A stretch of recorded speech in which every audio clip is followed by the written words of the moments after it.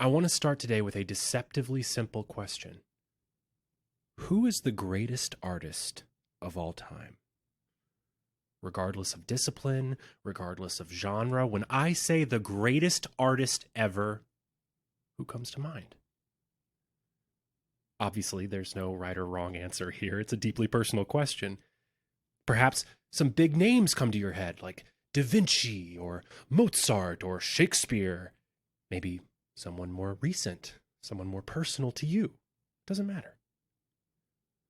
Now, regardless of who you're thinking of, I want you to ask yourself, what makes them great?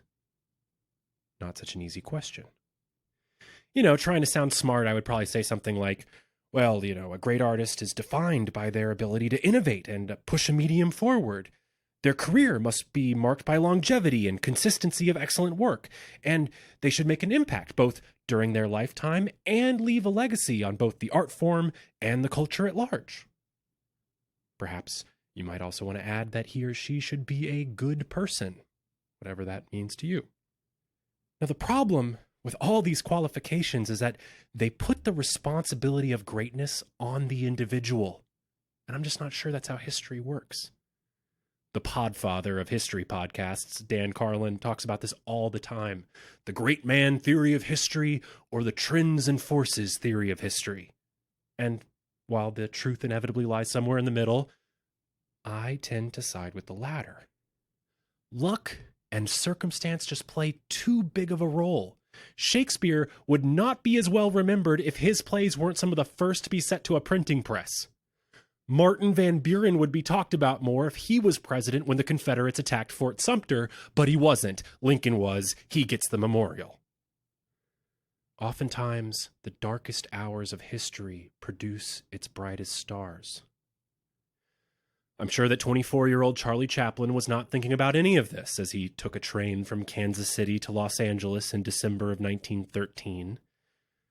But in 8 short months, he and the still new invention of motion pictures would be plucked from the shadows by the god of greatness to entertain the world through its first fully industrialized war.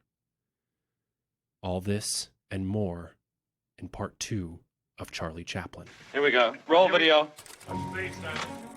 I think anybody creating something new must have an adventure. It's not cinema, it's something else. My advice to a young filmmaker is to make a movie every week. The whole bag of movies can be learned in about a day and a half. But suspense is essentially an emotional process. You gotta make films. You gotta make it and get it seen. Cinema for me is a world of when I dream. Welcome back to Behind the Slate, everybody. I'm your host, Aaron Strand, and this is episode 2 of Charlie Chaplin. I am so excited to get back into this story. Now, when we last left off, Chaplin had left the Carno Silent Comedians to sign a 1-year contract with the Keystone Film Company in Los Angeles, California. Keystone was run by the self-proclaimed king of comedy, Mack Sennett. Originally from Canada, he was the son of an ironworker who moved to Northampton, Massachusetts in his teens. It was there he saw a performance of the famous comedian Marie Dressler, and he decided that he wanted to become an actor. He told his mother that he wanted to meet Miss Dressler and get advice for a career in show business. His mother asked her 26-year-old attorney and future president, Calvin Coolidge, for an introduction. Known for his brevity, Silent Cal wrote a note that hilariously read, quote, "Dear Miss Dressler, this boy wants to go on the stage. Yours truly, Calvin Coolidge." I swear to God, sometimes you read history and it feels like real-life Forrest Gump. Shockingly, this note convinced Dressler to see the boy, and she was kind enough to introduce him to the legendary actor and producer David Belasco, the namesake of the still-standing Belasco Theater on Broadway. Belasco gave Mack a job in burlesque, where he toured as a musical comedy singer. But by 1908, he was out of work and turned to the dirty business of the galloping tintypes, as movies were disparagingly called. Film historian Gary Carey wrote, quote, "There was a good reason why the movies were held in contempt by polite society. The Nickelodeons, named because admission cost you a nickel, weren't quaint prototypes of the present-day neighborhood theater as they are often remembered. They were smelly, urine-soaked, unsanitary fire traps tucked away in the tenement districts, patronized by immigrants and the poor, sometimes by prostitutes and pickpockets and other denizens of the dark. Nice people didn't go to Nickelodeons, or if they did, they wore big hats and looked over their shoulders before entering. The stage community looks down on the movies. Film acting wasn't real acting. It was making faces and funny gestures in front of a black box that added 10 pounds to your waist and 10 years to your face. At the risk of sounding like a total bro, you can kind of think of film at this time like cryptocurrency through the 2010s, you know? A new technology takes place in the shadows, associated with illegality and surrounded by questions about its legitimacy and staying power. Going to a movie house in 1911 would have been a bit like going to some weird Bitcoin ATM in the back alley of a Brooklyn apartment complex in 2011. At this time, most films were 7 to 10 minute half-reelers or 15-minute full-reelers. Production was centered in and around New York City under the monopolizing thumb of the Edison studio and their debilitating patents that allowed them to control what could or could not be made. But despite this reputation, there were people that saw the great possibilities for these moving pictures. And the man we have to talk about, because he's one of those guys who will just keep popping up in the story, is D.W. Griffith.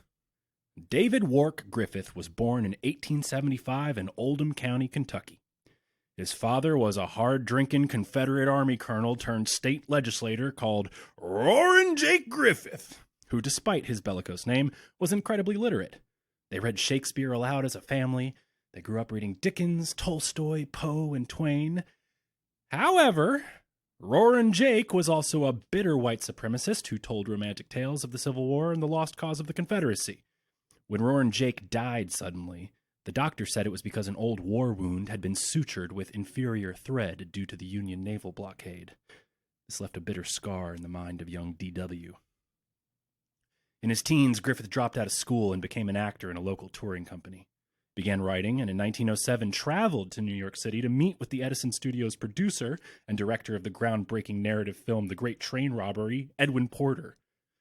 Upon reading his scripts, Porter immediately rejected him. Griffith resentfully made his way to one of the few rival production houses, Biograph, where he eventually became main director. Over a feverish 5-year period, Griffith directed or produced over 450 shorts, which he begrudgingly called Making the Sausages. But despite the factory-like output, Griffith infused the shorts with his literary upbringing. He'd translate storytelling principles of books, plays, poems, and operas into film. Although most techniques such as intercutting edits, camera placement, and lighting had been experimented with, Griffith was the first to synthesize these things into a grammar of cinema that we know today. It was his lifelong dream to turn novels into films, and it was this goal, combined with the memory of his father, that would lead him to make the horrifically racist first-ever blockbuster Birth of a Nation in 1915. But, back in 1908, Griffith's visionary enthusiasm for film had caught the imagination of young Mack Sennett. Sennett joined Biograph as an actor, but upon meeting D.W., he wanted to follow in his footsteps. So he literally followed in his footsteps every day, after work, all the way from their 14th Street studio to Griffith's 37th Street apartment. And he was really annoying. During these walks, Sennett would pepper Griffith with questions and thoughts. D.W. shared his dreams of what this medium of film could be. Mack would later refer to these walks as, quote, my day in school, my adult education, my university. Griffith, meanwhile, would describe Sennett as burly, bear-like, and reminding me of someone's idiot brother. Oh my God, that just kills me. But despite Griffith's sneering assessment, Sennett was no fool. He was one of the first to recognize the genius of Griffith's work, and he was determined to bring it to comedy. Sennett was appointed to Biograph's principal director of comic productions, and between March 1911 and July 1912, he churned out 81 one-reel comedies. As a director, Mack Sennett was a working-class man who made working-class art. He was tough, burly, and sported a foul-smelling cigar chomped between his lips. His taste was guided by one principle. He was easily bored. That lack of attention span translated to his manic brand of physical comedy. Adam Kessel and Charles Bauman, owners of the prospering New York Motion Picture Company, took notice. Sennett was just the man to run their new West Coast comedy studio, Keystone. And in early September 1912, Sennett moved into an old farm at 1712 Alessandro Street in Edendale, California, bringing with him Fred Mace, Ford Sterling, and Mabel Normand as his stars. They were soon joined by other actors, cross-eyed Ben Turpin, gangly Charlie Chase, the walrus-whiskered Chester Conklin, Belly Bevan, Max Swain, Slim Somerville, and Roscoe Fatty Arbuckle. At a rate of 2 or 3 a week, Sennett churned out over 140 films. This early work featured 2 elements that became staples of Hollywood. The first were the Keystone Cops, a wildly popular group of bungling police officers who slipped and stumbled their way through investigations that eventually devolved into chaos. The second was a brilliant comedy device that disarmed viewers with wit and subtlety. I'm talking about throwing pies. Yes, pie throwing had been used on stage comedy throughout the vaudeville era, but it was Sennett that turned throwing a big pie into someone's face into comedy gold. They threw so many pies at Keystone Studios, the bakery across the street stopped serving regular customers and just made pies for Keystone. Heavy crust, slurpy custard. We've all seen this in old films or Bugs Bunny cartoons, but did you ever stop and think, how weird is it that pie throwing became synonymous with Hollywood comedy? The fad got so ridiculous that in 1927, Laurel and Hardy released a short titled Battle of the Century featuring a pie fight with over 3,000 pies, all set to whistle slides and fart noises. Take a listen to this.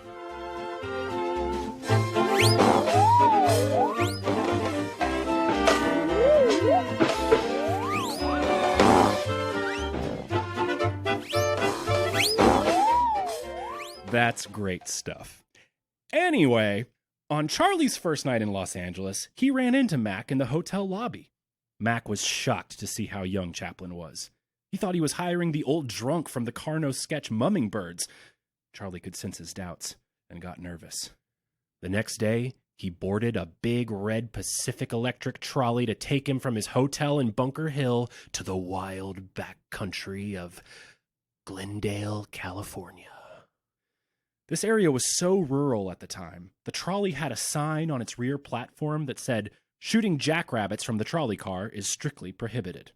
He got off at Edendale, just a few blocks from modern-day Silver Lake, and approached the ramshackle green fence that surrounded Keystone Studios. He paused, standing on the threshold of destiny. Suddenly, a crowd of loud, jovial American actors, some still in costume, came pouring out of the gate to grab lunch at a ramshackle general store across the street. Chaplin retreated to a far corner, his mind racing. What was he doing here? He didn't belong here. Thousands of miles from Kennington Road?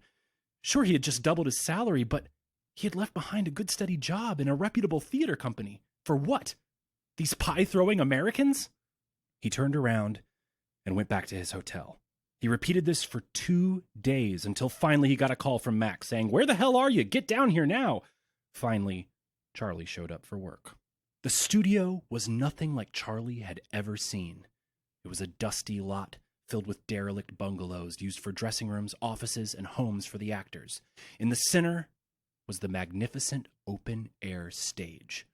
Charlie recalled, quote, "A glare of light and heat burst upon me. The stage, a yellow board floor covering at least 2 blocks, lay in a blaze of sunlight, intensified by dozens of white canvas reflectors stretching overhead. On it was a wilderness of sets, drawing rooms, prison interiors, laundry, balconies, staircases, caves, fire escapes, kitchens, cellars. Hundreds of actors were strolling about in costume. Carpenters were hammering away at new sets. 5 companies were playing before 5 clicking cameras. There was a roar of confused sound, screams, laughs, an explosion, shouted commands, pounding, whistling, and the bark of a dog." These open-air stages were the reason Los Angeles was fast becoming a film hub. Consistent sunlight and lack of rain was perfect for film production. The fact that it was 3,000 miles from the repressive Edison Studios was an added bonus. Now, I personally don't like the Richard Attenborough biopic Chaplin, starring Robert Downey Jr., and I doubt I'll mention it again in the series, but there are some great scenes that show recreations of this early linen-draped stage that almost make the film worth it. In this tight-knit frat house of an environment, Chaplin was the weird new kid. His soft-spoken Englishness didn't fit in with the rough and rowdy vibe that was the culture at Keystone. Many commented on his poor hygiene and bad smell. I feel really bad for him here. Having never learned in his childhood and spending most of his adult life on the road, Chaplin was never taught how to properly clean himself. For example, he wouldn't wash his shirts. Instead, he'd just buy one shirt, wear it until it was filthy and tattered, and then throw it away and buy a new one. But what alienated him the most was his complete ignorance of the filmmaking process. Shooting scenes out of continuity, the need for actors to stay within sightlines were completely new to him. He was shocked when Sennett explained his production method. Quote, "We get an idea, then follow the natural sequence of events until it leads up to a chase, which is the essence of our comedy. After years in the Carno troupe where sketches were rehearsed for months at a time, this seemed crazy and amateurish." Charlie feared that his subtle, carefully paced comedy would get lost in the chaos.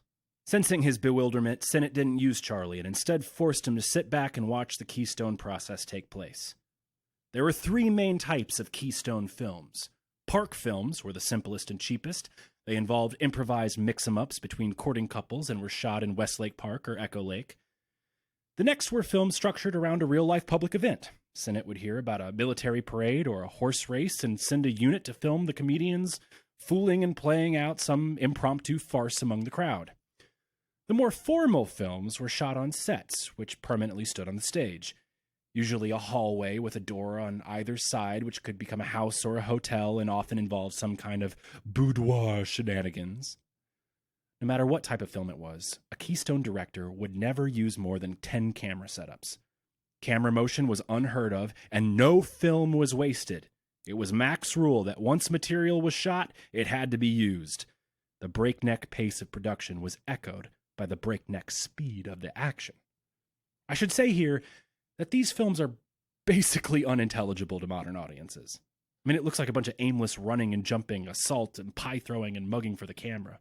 And honestly, we're not sure whether audiences of the day could understand them any better. Their success may have simply been due to the novelty that their early films still held over their audiences.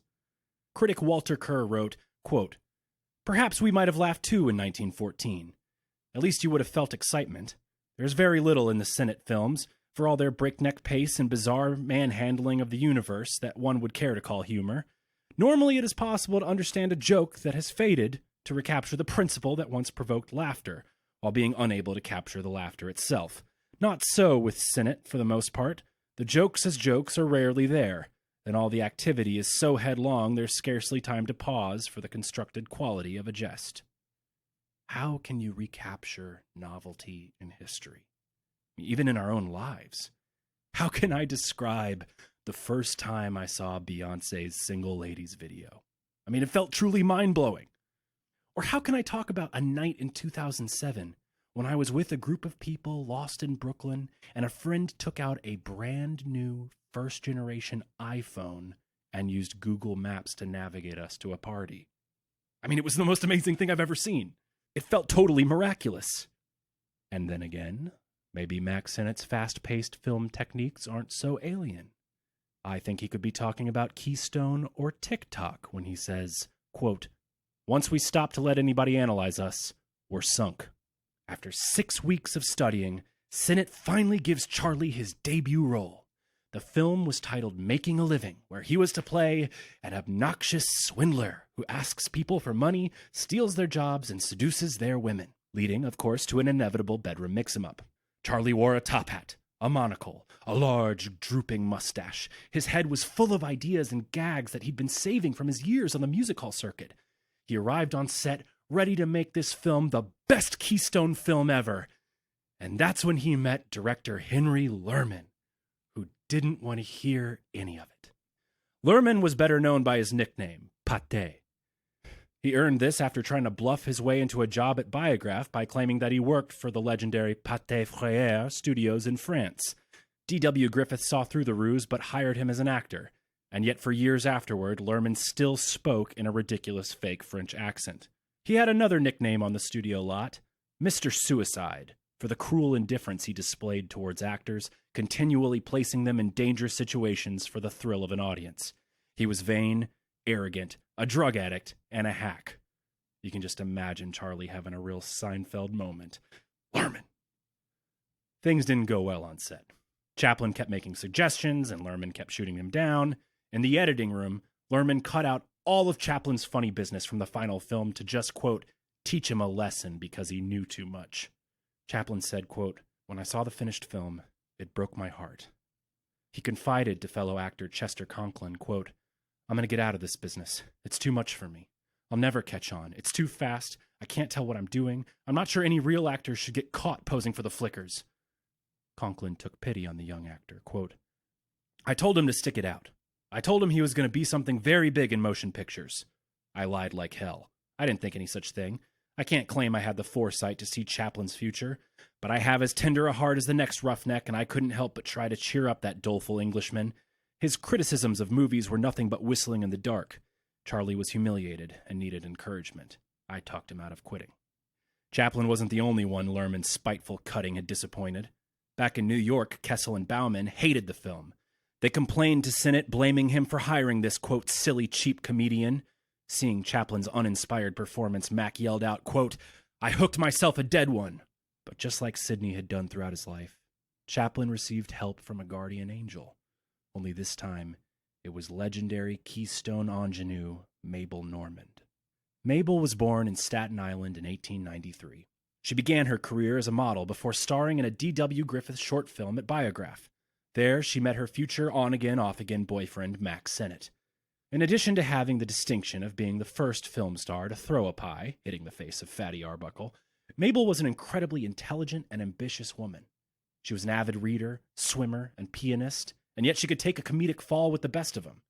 Author Kenneth Lynn puts it bluntly, quote, she was the first sexy clown to become a film star. Clara Bow, Jean Arthur, Ginger Rogers, Rosalind Russell, Katharine Hepburn, Judy Holliday, Lucille Ball, and Goldie Hawn all followed in the tradition she established. Chaplin later wrote, quote, the He-Man atmosphere of the studio would have been almost intolerable but for the pulchritudinous influence of Mabel. Her presence graced the studio with glamour. It's telling that Chaplin saw her as glamorous. Around town, she was known more as a foul-mouthed, hard-drinking, coke-snorting party girl. Producer Hal Roach said she was the wildest girl in Hollywood. But throughout his life, most of the women Chaplin knew were vaudevillians or prostitutes. Mabel appeared like a vision in comparison. Seeing the raw but talented Chaplin, Mabel felt he would be the perfect foil for her directorial debut in the short film Mabel's Strange Predicament. To sell the idea, Mabel reminded Sennett that all the best Keystone actors played stock characters. Ford Sterling was a comic Dutchman. Max Swain was Ambrose. Chester Conklin was Walrus. The 260-pound Roscoe Arbuckle was the boyishly lovable Fatty. Chaplin needed a better character if he was going to live up to the hefty price tag. So on a February afternoon, when an unexpected rainstorm halted production for the day, Chaplin went into the men's dressing room while the rest of the actors played Penny Pinochle. He pulled out a pair of Fatty's oversized trousers, Ford's large shoes, Charlie Avery's too small formal jacket, Roscoe's father-in-law's tight-fitting derby, and a trimmed-down version of Max Swain's mustache. He selected a flexible bamboo cane instead of the stiff one he used on Making a Living. Something about the costume brought up memories from his childhood. The shuffling walk of a doorman, the one-legged corner turn from Casey's Court Circus, Fred Kitchen's ashtray kick. Quote, the moment I was dressed, the clothes and the makeup made me feel the person he was. I began to know him, and by the time I walked onto the stage, he was fully born. Now, there's a lot of different versions of how Charlie came up with the exact costume for the Tramp. This is just my personal favorite. In truth, this costume, which was to become Chaplin's signature look for the next 30 years, had many inspirations from English music halls. Throughout Chaplin's career, English comedians would pop up and claim that they had invented the costume or the signature duck-footed walk. But to throw out a little amateur psychoanalysis, what made Charlie's Tramp special was Charlie's real-life experience. As a latchkey kid, pretending to be a dignified actor while walking the halls of Hanwell, Charlie had already found the key quality of the Tramp. No matter how down and out he was, he always tried to come off as a gentleman. Cinematographer Hans Kohenkamp recalled later, quote, I can still see the little shack where he came out of the dressing room. He'd come out and rehearse himself, that walk, the cane, the hat, It was funny. It was fresh. In the opening scene of Mabel's strange predicament, Chaplin, playing the drunken tramp, stumbles into a hotel lobby. He gets tangled in the leash of Mabel's dog, falls over a spittoon, flirts with every passing female. But what was so funny was the absurd and precarious dignity with which he carried himself throughout his antics. As they rehearsed the scene, actors and technicians began to gather around the set to watch and laugh. Lerman, the writer of the short, wanted to speed up the business, but Sennett, who was co-directing, overruled him, letting the take run on for an unheard-of 4 minutes. Chaplin later said, quote, "Under Sennett's direction, I felt comfortable because everything was spontaneously worked out on the set. As no one was positive or sure of himself, not even the director, I concluded that I knew as much as the other fellow. This gave me confidence.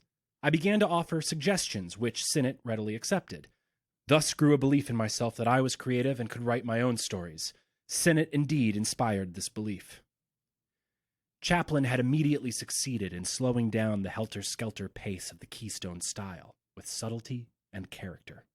On the streetcar ride back to his hotel, one of the bit players told him, quote, "Boy, you've started something. Nobody ever got those kind of laughs on the set before, not even Ford Sterling." The Tramp was born. While Mabel's strange predicament was in the editing room, Sennett learned of a live event, a kids' soapbox race, at the seaside resort of Venice.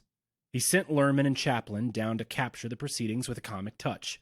What followed became the 6.5-minute short, Kid Auto Races. On its surface, this is a very silly film, with only one joke. Lerman plays himself as a director trying to shoot documentary footage of teen boys racing in small derby cars. Charlie, as the drunken tramp, keeps wandering into his shot and mugging for the camera, which causes Lerman to become increasingly frustrated. Chaplin introduced a bunch of moves that would become character staples. The childlike swinging of his cane, the ridiculous tip of his too small bowler to an annoyed official. The conflict increases to a final close-up where Charlie stares directly into the camera lens, making playful and absurd grimaces.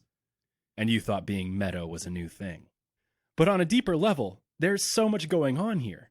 Charlie embodies the public's fascination with this new moving camera invention. His shameless pursuit to see it and be seen by it still resonates today. Walter Kerr wrote, quote, "He's elbowing his way into immortality, both as a character in the film and as a professional comedian to be remembered. And he's doing it by calling attention to the camera as camera. In fact, he is, with this film, establishing himself as one among the audience, one among those who are astonished by this new mechanical marvel. The seeds of his subsequent hold on the public, the mysterious and almost inexplicable bond between the performer and everyman were there." The film had another extraordinary quality, in that it is a documentary record of the public's first encounter with what would become its most famous inhabitant. We can observe in the spectators that day as they progress from initial bewilderment and embarrassment into uninhibited laughter as they realize he's an entertainer. This would be the last time Charlie could perform in public without drawing a mobbing crowd. Charlie did one more film with Lerman called Between Showers, but recognizing the obvious tension between them, Sennett assigned Chaplin to a veteran director named George Nichols. One of their films was a notable half-reeler titled A Film Johnny. There's a pretty well-restored print on YouTube, and it's totally worth a watch.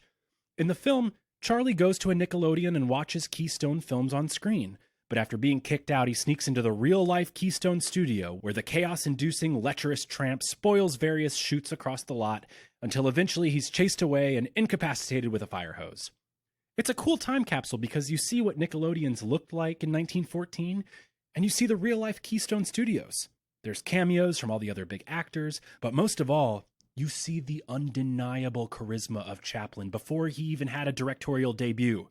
He packs so many jokes and gags and mannerisms and little looks into his performance, and some of them are quite edgy, such as a moment when he's in the Nickelodeon and he's watching a beautiful girl on screen, and he wrings out a wet rag onto his pants to hide a potential stain. In the dirty Nickelodeons at the turn of the century, sex was a powerful marketing tool. But in 1914, exhibitors were pressured by moral crusaders to clean up their establishments. States were setting up their own individual censor boards, meaning a film could be legal in one state but not another. The fact that films were becoming a middle-class pastime created a clear financial incentive to adhere to these moral expectations. So filmmakers like Sennett responded to these changing conditions by burying the overt sexual content in early films into the subtext. Chaplin and Nichols completed 5 more films from March to April, but in the end, Nichols told Sennett, quote, "He was a son of a bitch to work with." The sentiment was spreading throughout the company. They didn't like the smelly oddball Englishman. But Sennett appreciated his industriousness. Quote, "He wanted to work, nearly all the time. We went to work at 8, he was there at 7. We quit at 5, but he'd still be around. Always wanting to talk about his work to me, all the time." Just like Mack had done with Griffith, now Chaplin was the annoying little brother learning the occult language of film. Realizing they had established a strong friendship, Sennett assigned Chaplin to Mabel Norman's solo directorial effort, Mabel at the Wheel. But once again, Charlie, prioritizing his work and his way above everything else, grew frustrated. Things came to a head when, during a car chase scene, Charlie wanted to insert a bit of comic business with a hose, in which he inadvertently steps on the hose and then looks to see that it's not working and then releases his foot and sprays himself. Perhaps Mabel knew that this was an old gag. It had first been featured by the Lumiere brothers in 1896, but in any event, she overruled him. He would remember, quote, "I could not take it, and from such a pretty girl. I'm sorry, Miss Normand, I will not do what I'm told, and I don't think you're competent to tell me what to do." Throwing a tantrum, he sat down on the side of the road and refused to work. This casual misogyny was not unusual for the time, but it was an early warning sign for what would be a lifelong issue relating to the opposite sex. For now, this cringe-inducing admission from Chaplin's own autobiography should do nothing but increase our respect for everything Mabel Normand and the many other pioneering women of film were able to accomplish. The crew packed up and returned to the studio. Sennett was livid. A fight ensued in which Chaplin said he would rather be fired than compromise his taste. All this over a hose gag. He returned to his hotel, assuming that his days at Keystone were over. But when he returned the next morning, he found Mack and Mabel surprisingly conciliatory. Everyone apologized, and Chaplin agreed to finish Mabel at the Wheel without the hose gag. It turns out that very night Sennett was ready to fire Chaplin, the New York office called.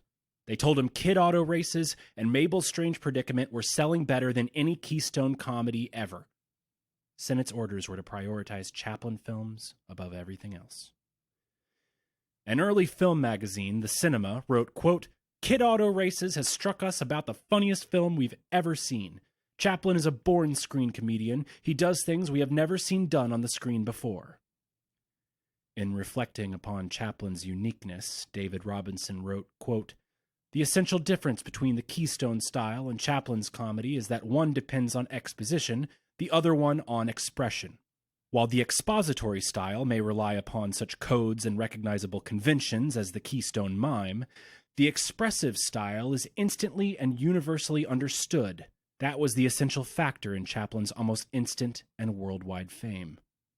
Illustrating this point, Chaplin later wrote, quote, "They knew little about natural pantomime. In blocking a scene, a director would have 3 or 4 actors blatantly stand in a straight line facing the camera, and with the broadest gestures one would pantomime, 'I want to marry your daughter,' by pointing to himself, then to his ring finger, then to the girl. Their miming dealt little with subtlety or effectiveness, so I stood out in contrast."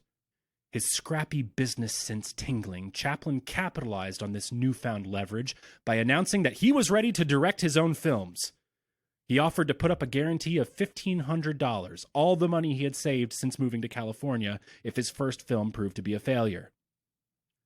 We actually don't know which film was Chaplin's directorial debut. In 1964, he said it was Caught in the Rain, but in a letter to Sydney in August 1914, he said it was 20 Minutes of Love.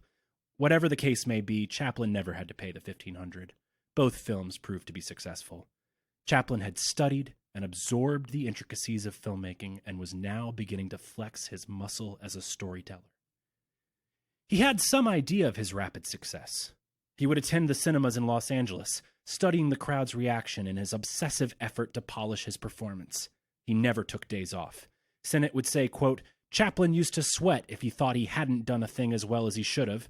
If anything in the run didn't please him, he clicked his tongue or snapped his fingers and said, Why did I do it that way? What's the matter with me anyhow?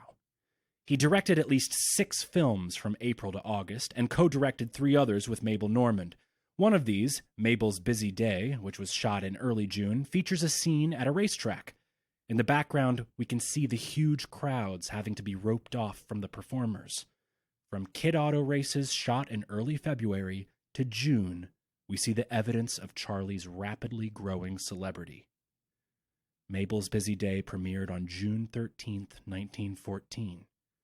15 days later, Archduke Franz Ferdinand was assassinated in Sarajevo. Chaplin wrote, quote, "At the beginning of the First World War, popular opinion was that it would not last more than 4 months, that the science of modern warfare would take such a ghastly toll of human life that mankind would demand cessation of such barbarism. But we were mistaken. We were caught in an avalanche of mad destruction and brutal slaughter that went on for 4 years to the bewilderment of humanity. Just as Britain was calling for army volunteers, Keystone was promoting Chaplin's release in the UK. Quote, 'Are you prepared for the Chaplin boom? There has never been so instantaneous a hit as that of Charlie Chaplin, the famous Carnot comedian in Keystone comedies.' 5 days after war was declared, Chaplin wrote one of his rare letters to his brother, Sidney, in London. It began, quote, 'My dear Sid, you are doubtless realizing who is addressing you. Yes, it really is your brother, Charles, after all these years, but you must forgive me. The whole of my time is taken up with the movies. I write, direct, and play in them, and believe me, it keeps you busy.' He goes on to tell Sid that he's gotten him a job offer for $250 a week acting at Keystone if he wants it, adding, quote, 'Now about that money for Mother, do you think it's safe for me to send you while the war is on? Or do you think it better for you to pay my share and then we will arrange things later on? I hope they don't make you fight over there. This war is terrible. I must draw to a close now as I am getting hungry. Just this second my valet tells me I have friends to take me out automobiling, so I am going to the beach to dine. Good night, Sid.' No doubt the harsh contrast between wartime London and Charlie's newfound wealth in sunny California left quite an impression. Sidney took the job as quickly as he could and arrived in November 1914, acting at Keystone for $250 a week. Over the next 6 months, Chaplin would direct and star in 16 films. For the sake of brevity, I won't go into their descriptions here. He played everything from a dentist huffing gas to a caveman. What's interesting to note in these early films is that they depicted a much rougher, lustful, more violent version of the Tramp than we would later come to know. As Sennett would say, quote, 'Only after Chaplin left Keystone did he abandon cruelty, venality, treachery, larceny, and lechery as the main characteristics of his Tramp and made him pathetic and lovable.' As they always are, moralists were again quick to condemn the vicious comic fun. But we have to remember that 1914 was a far more violent world than we experience today. In addition to the war, the entire audience had experienced violent punishment and discipline as children. Remember in episode 1 when Chaplin was in Hanwell Orphanage and the disciplinarian Captain Hundrum publicly whipped naked boys? I mean, this was not totally out of the ordinary. Commentators, as they do to this day, completely missed the point, blaming violent entertainment instead of fixing the violent society that makes that entertainment resonate. Much of this violent, pants-kicking, slapping comedy doesn't make sense to modern audiences because people don't hit each other in daily life like they used to. Besides, it's not the violence that gets the laughs, it's how one responds. Chaplin said of the Tramp, quote, "The whole point of the little fellow is that no matter how down on his ass he is, no matter how well the jackals succeed in tearing him apart, he's still a man of dignity." By November 1914, the trenches of war extended from Switzerland to the North Sea. The public was shocked to hear of the bloodshed caused by machine guns, artillery, and poison gas. The gallant and noble fantasy of warfare sank into the blood-soaked mud of France. The horror was all-encompassing. People literally could not comprehend what was happening and how helpless they were to stop it. Desperate for an escape, they wanted something to take their minds off the horror unfolding before them. And in a strange twist of historical fate, the same forces that globalized this conflict and spread guns to every corner of the earth also spread film. Chaplin found himself in an unbelievable opportunity. For the first time in history, a single performer could appear at 1,000 different theaters all at the same time. Looking for laughter, people turned to the little tramp for solace, and Chaplin didn't disappoint. His last work with Keystone would be the last time he didn't direct himself. Perhaps out of a sense of rivalry with D.W. Griffith, who was just beginning to shoot Birth of a Nation.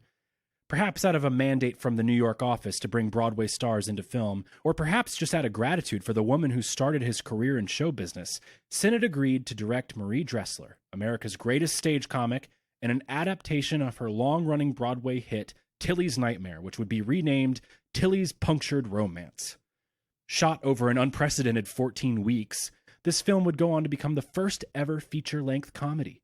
Chaplin and Mabel Normand starred in supporting roles, and it was released in December 1914 to ecstatic public acclaim. Again, it's really strange to watch now because it's obviously a stage play turned into a silent film where characters are mouthing conversations and soliloquies, but the film further bolstered Chaplin's growing celebrity and legitimacy. With his year's contract up, Chaplin told Sennett that he would require $1,000 a week. When Sennett balked, telling him that was more than he made, Chaplin responded saying that it wasn't Sennett's name that had the public lining up outside cinemas. Negotiations stalled, and Chaplin began seeking other offers. Chaplin walked out of the Keystone lot one day without ever saying goodbye. But he carried with him an incredible gift. Quote, "I had confidence in my ideas, and I can thank Sennett for that. For although unlettered like myself, he had a belief in his own taste, and such belief he instilled in me. His manner of working had given me confidence. It seemed right. His remark that first day at the studio, 'We have no scenario. We get an idea, then follow the natural sequence of events.' That stimulated my imagination." Word spread quickly that the rising star with the funny feet was seeking a new contract. And in January, Chaplin was approached by representatives from the S&A Film Company. They had heard he was demanding $12.50 a week plus a $10,000 signing bonus. Chaplin simply nodded. "Yes, that's exactly what I want." He signed. S&A, spelled E-S-S-A-N-A-Y, was founded by George Spohr and G.M. Anderson. Spohr and Anderson. S and A. Get it? It's funny. Spohr was an exhibitor in Chicago and had opened S&A Studios at 1333 Argyle Street in Chicago. The exterior of it is still standing today. Anderson, originally Max Aronson, who changed his name to hide his Jewish heritage, made his acting debut in the revolutionary cowboy film The Great Train Robbery in 1903.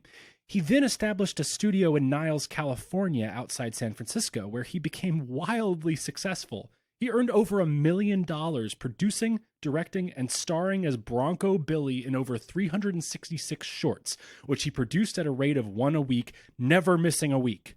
Chaplin traveled to Niles, but was not impressed with the little cowboy studio. He asked Anderson for his $10,000 signing bonus, and Anderson said, "Don't worry, go to Chicago, Spohr's got the money." Chaplin arrived in Chicago on New Year's Day of 1915. As you can imagine, it was bitter cold. He made his way uptown to S&A Studios. Immediately, he knew something fishy was going on. They told him Spohr was away on holiday, and they hadn't heard about the $10,000 signing bonus. His disappointment didn't stop there. As he toured the facilities, it was clear that the S&A studio was the definition of an early film factory churning out low-quality shorts like sausages. He was shocked to learn that to save money, they edited from negatives, refusing to pay a few extra dollars for proper positive rushes. Quote, "Having been one of the first to enter the film business and being protected by patent rights which gave them a monopoly, their last consideration was the making of good pictures." When he was introduced to head writer Luella Parsons, the future gossip columnist and Hollywood moralist, Chaplin informed her that he only performed his own material. Still waiting for his $10,000 signing bonus, he assembled a small troupe of S&A actors. In his search for a leading lady, he even auditioned a 16-year-old Gloria Swanson, who would later recall, quote, "He was trying to get me to work up routines with him. These all involved kicking each other in the pants, running into things, and falling all over each other. He kept laughing and making his eyes twinkle and talking to me in a light, gentle voice, encouraging me to let myself go and be silly. All morning I felt like a cow trying to dance with a toy poodle. Moreover, I knew after an hour that I didn't want to spend the next month or so trying to be cute and elfish, so I made very little effort and finally told him I just didn't see the humor in many of the things he was asking me to do. We were both perfectly pleasant after that, but I could see that he was hurt and annoyed." Throughout her long career, she would break out her Chaplin impression at parties, eventually performing it on screen in Sunset Boulevard. His first film with Sennett was a 28-minute two-reeler, aptly titled His New Job. He lampooned his previous employer. The Tramp auditions for Lockstone Studios, where he deals with a hard-of-hearing executive with one of those big old-timey ear horns. Mack Sennett had never been the best listener. As was customary, he had no script. In fact, surviving notes from this period reveal that he still struggled with literacy. Historian Jeffrey Vance says, quote, "It is somewhat jarring to see how unsure his writing and spelling were during this period. The inscriptions stand in stark contrast to the urbane and sophisticated personal image that Chaplin perpetuated." Luckily, the improvisational Sennett style adhered nicely to the gaps in Charlie's literary education. He improvised his way through the story, finding inspiration from various props and settings around the studio. The days ticked by, and still no Spore, and still no $10,000. His New Job was ready for release on February 1st, and all of a sudden Spore shows up.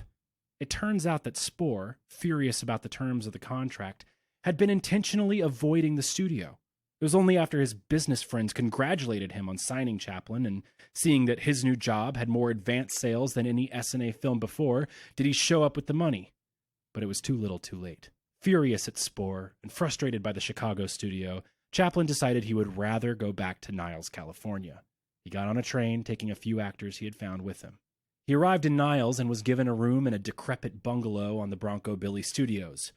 Roland Totherow, who lived on the property and would go on to be Chaplin's cinematographer for the next 30 years, remembered his arrival. Quote, "His bungalow was anything but a palace. We heated some tea and an old wood stove because, Charlie was an Englishman. Charlie only had one handbag with him. We opened his bag to put the things out. All he had in it was a pair of socks with the heels worn out, a couple of old dirty undershirts, and an old worn-out toothbrush. I'll never forget it. He had nothing. No bed, nothing in his handbag." Charlie had a certain empathy with the eccentric cowboy Bronco Billy Anderson. His own bungalow was equally derelict and empty, despite his millionaire status. Charlie was ready to get to work, but he had one major problem. There was just a bunch of dudes out here. He still didn't have a leading lady. So after a few local auditions, he wasn't satisfied. Finally, one of the cowboys on the property recommended a woman who frequented Tate's Cafe on Hill Street in San Francisco. Her name was Edna Purviance. Born in Nevada in 1895, Edna was tall, blonde, very serious, and an excellent pianist. At the time, she was working as a secretary and had no acting experience. They went to a party together where Chaplin boasted that he could hypnotize Edna in 60 seconds. For the sake of the joke, she played along. Charlie was smitten. His first film in Niles was called A Night Out. It was a Carno-style comedy set in a cafe.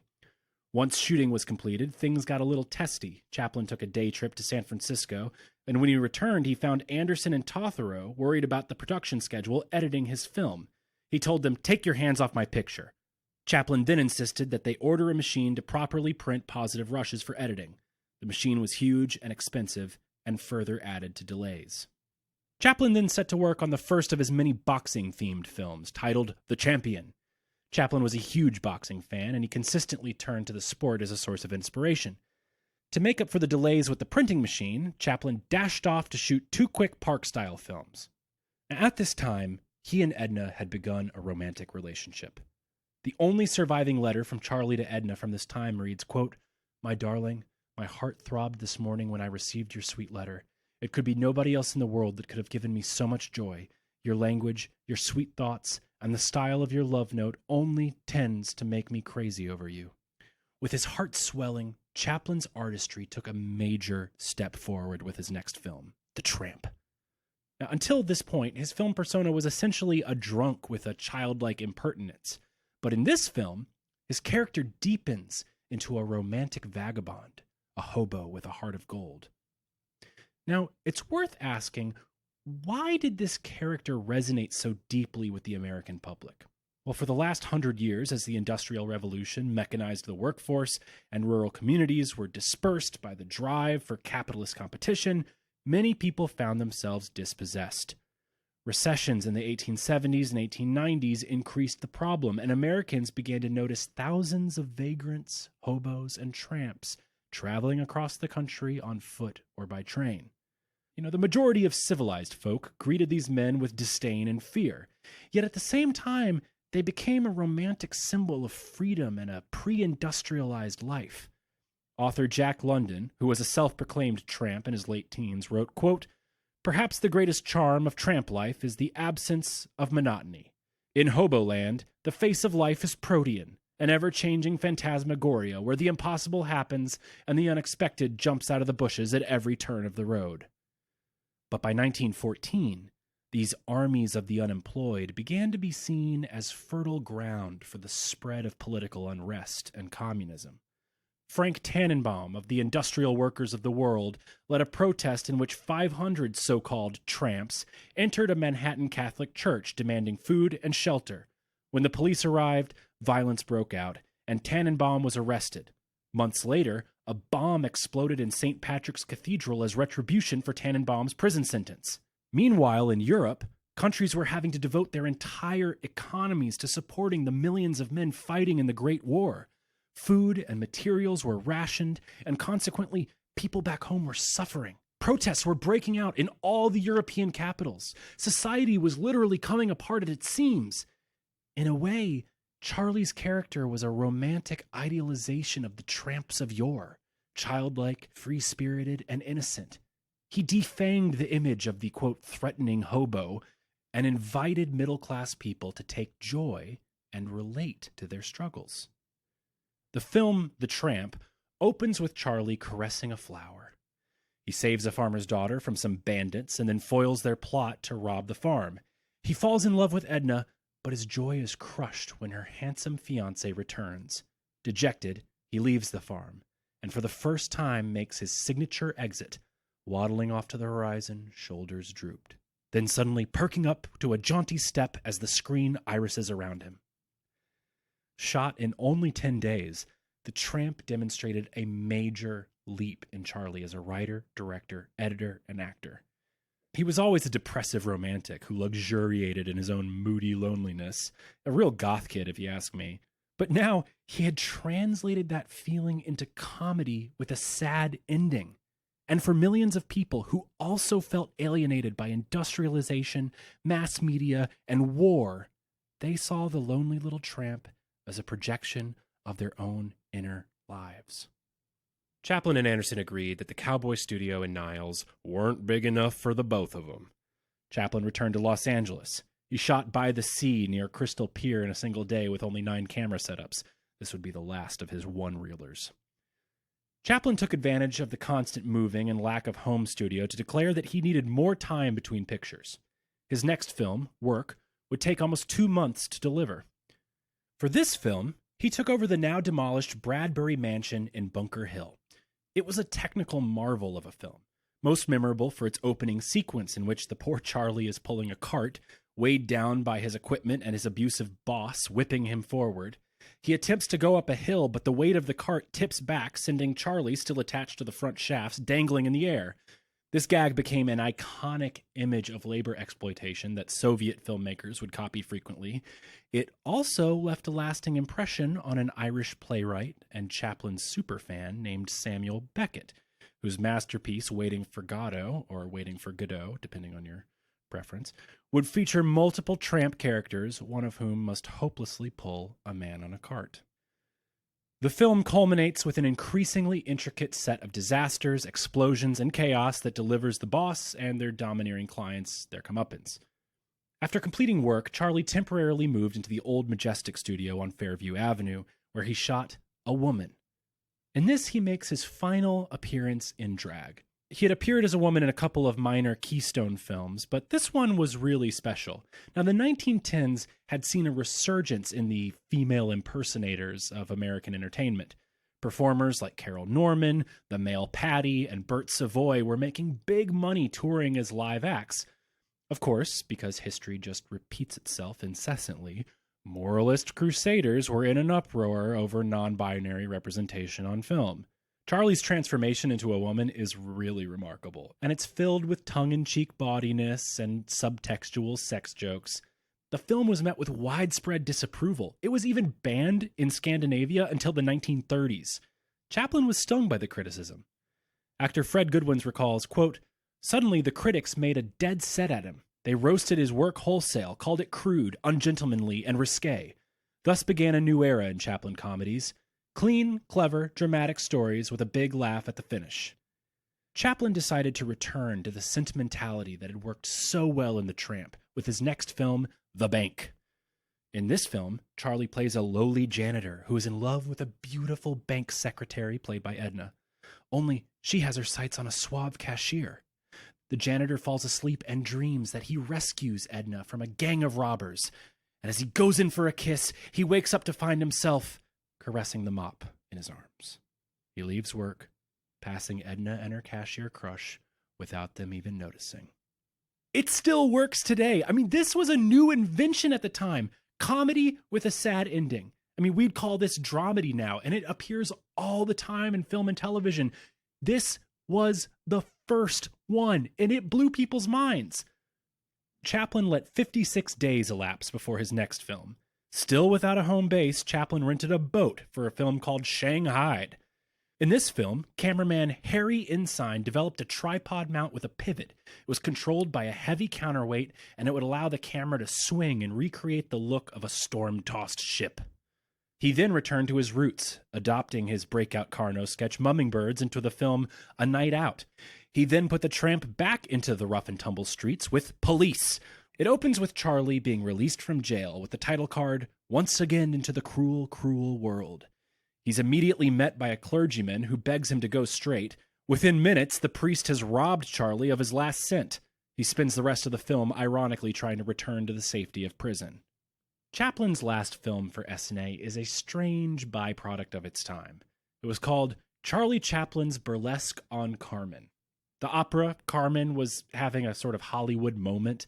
Samuel Goldwyn had paid a huge sum of money to lure Met opera star Geraldine Farrar to Hollywood, and Cecil B. DeMille adopted the opera for silent film. It sounds weird, you are correct, but hey, whatever, they were trying anything. Sensing an opportunity, a rival studio created their own silent version of Carmen, and pretty soon competing Carmens were sweeping through theaters. So to capitalize on the sensation, Chaplin shot a too-real satire of Carmen. There's no other way to put it. It's weird. Although it does feature a shocking death scene in which Chaplin stabs Carmen, played by Edna, and then stabs himself with realistic ferocity. After a beat of stillness, he suddenly twitches back to life. He and Edna get up laughing, revealing that the dagger had been a collapsible prop all along. Things got bad when SNA decided to turn his two-reeler into a four-reel feature film with a bunch of random extra scenes that didn't fit and broke continuity. Chaplin was furious and took them to court. He applied for an injunction to prevent SNA from releasing the feature. A bitter legal battle ensued, and it would last until 1922. Chaplin's initial disdain for Spoor was fully vindicated when Spoor threatened to start a scandal in the press due to Chaplin's mother being left in a British insane asylum. The final weeks of 1915 found Chaplin living alone in a house in Santa Monica. He befriended a former vaudeville star turned restaurant owner named Nat Goodwin. Chaplin seems to have idolized the 58-year-old as a bit of a father figure, and although many of his contemporaries found Goodwin difficult, he had been married 8 times, Chaplin said, quote, "I very much revered him and his great reputation." Sidney, meanwhile, had just finished his contract with Keystone and was now completely devoted to being Charlie's full-time business manager. He invited Charlie to New York to find a studio partner for Charlie's next films. Before he left, Goodwin gave Charlie some advice he never forgot. Quote, "When you get to New York, keep off Broadway. Keep out of the public's eye. The mistake with many successful actors is that they want to be seen and admired. It only destroys the illusion. You've captivated the world, and you can continue doing so if you stand outside it." Charlie had been working nonstop for 2 straight years, and his lack of home base had left him out of touch with what was happening in the world. He sent Sidney a telegram that he was going to take a train to New York, and that evening, as his train pulled into Amarillo, Texas, Chaplin was shaving in the bathroom. He glanced out the window and saw a huge crowd gathered on the platform. They were shouting his name. Suddenly, there was a knock at the door, and a man's booming voice said, "On behalf of the mayor of Amarillo, Texas, and all your fans, we invite you to have a drink and a light refreshment with us." Chaplin got dressed and emerged to a mobbing crowd. The mayor gave a speech, after which Charlie said a few awkward words. As they ate together, he asked how they knew he was coming. The mayor informed him that the telegram operator had divulged his itinerary to the press. At every stop across the country, bigger and bigger crowds mobbed his train. As he approached New York City, the chief of police requested that he get off at 125th Street instead of Grand Central because they didn't have enough officers to control the throng of people who had been gathering since early morning. Never one to pass up an opportunity for self-pity, Chaplin was his usual super emo goth self, saying, quote, "I had always thought I would like the public's attention, and here it was, paradoxically isolating me with a depressing sense of loneliness." Without him even realizing it, Chaplin had become the world's first global icon. Possibly only Mickey Mouse, who Walt Disney would admit was inspired by Chaplin, is more instantly recognizable. As a New York Times reporter would write, even the few traveling movie shows in Africa were showing Charlie Chaplin films to adoring crowds who would chant for him by name. He would later say, quote, "I am known in parts of the world by people who have never heard of Jesus Christ." Newspapers carried cartoons and poems about him. He was the character of comic strips and of animated cartoon series. There were Chaplin dolls, toys, books, merch! Chaplin impersonators were popping up in theaters and on street corners across the country, and this was happening even in Britain. Even in war-torn France, there was a popular song called the Charlot One-Step. Entire dance crazes based on the Tramp's waddling little walk were spreading across the world. Listen to this. There's a funny man I know who gets all the people's show. He works in a movie show, Mr. Charlie Chaplin. Dancing in the cabaret is a thing of bygone days. There's a way to stand the greatest praise. So Charlie Chaplin beat, so funny Chaplin beat. When he comes down the street, he makes the cops flop. They chase him round the town, and auto knocks him down. For Charlie, 20 times a day they spill him, but they never kill him like a bug. He gives the gals a hug, and when he chops his toe and bangs his nose, you tumble from your seat. Once that lady that I saw got a dislocated jaw, laughing at those Charlie Chaplin feet. Sidney convinced Charlie that they needed to get control of this mass of unlicensed material. They set up the Charles Chaplin Music Company and the Charles Chaplin Advertising Service, employing lawyers and representatives to chase down royalties wherever they could. The messianic power of mass media had found its first patron saint. Essayist Ben Hecht wrote, quote, "Charles Chaplin, with the wit of a vulgar buffoon and the soul of a world artist.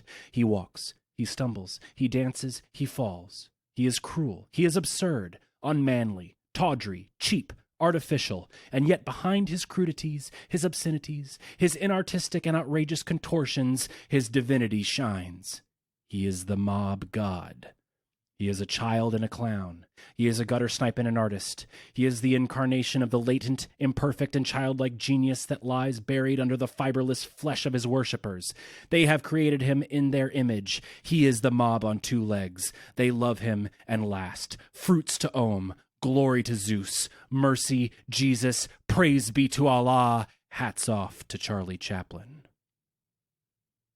Like other comic immortals before him, John Falstaff and Don Quixote, Chaplin's little tramp was known for his mock valor.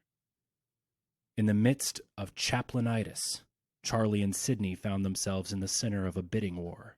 Universal, the Triangle, Fox, Vitagraph all bid for his services. But in March 1916, they signed with the Mutual Film Corporation.